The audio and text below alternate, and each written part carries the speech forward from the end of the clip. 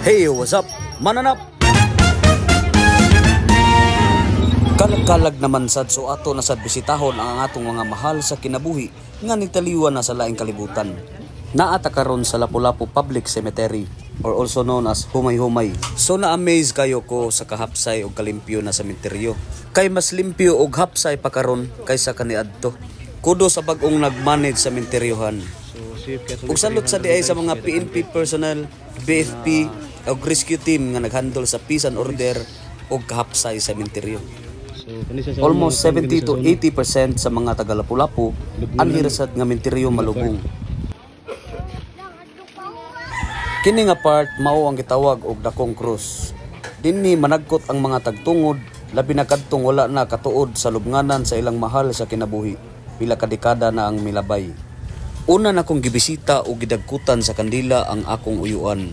Unya kay dili man nako kaya musaka, nagsugo na lang kog bata para maoy mo dagkot sa kandila. Usa di ay akong uyuan sa nakalas panahon sa pandemya. Sakit lang pamalandungon nga sayo gyud siya gikuha sa labang makagagahom. Usahay makapangutan na bitaw tano ngano pud kaha mamatay pa maning tawo.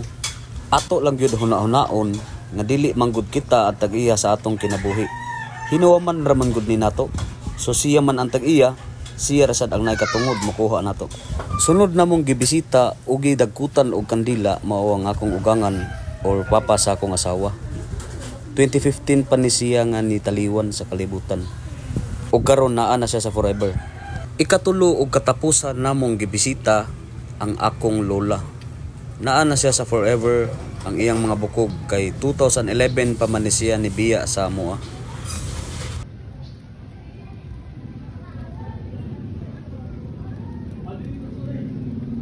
Ma'am.